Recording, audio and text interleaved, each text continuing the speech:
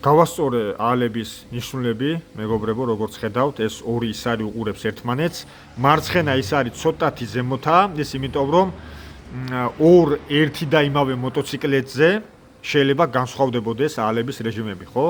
ერთ შეიძლება ის არის ცოტა ქვემოთ კონდეს, ან მარჯვენა იყოს ცოტა ზემოთ, აქ საშიში არაფერი არაა. მთავარია, როდესაც დავატრიალებთ ძრავს, აი აქედან დავატრიალებთ ხელით, არანაირი წინაღობა არ იყოს.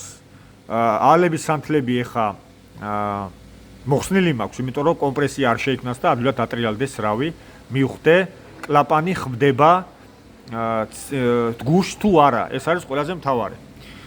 პლუს ამას, აქ აქვს მეტკა, ეგრეთ წოდებული ნიშნული, აი აქ წერია T1, ეს უნდა ემთხვეოდეს აი ამ მიმართულებას.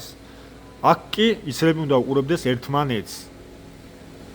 ამას დამატებით ბოლო მესამე ცილინდრში გუში უნდა იყოს ზედა მკვდარ წერტილში. აი ხედავთ ზემოთ არის მკვდარ წერტილში, ინგლისურად ამას ქვია top dead center.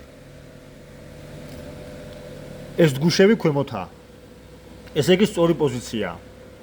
და ამის შემდეგ უკვე მეგობრებო შეიძლება დავიწყოთ ელექტროობის შეერთება, კაბელები და ასე შემდეგ.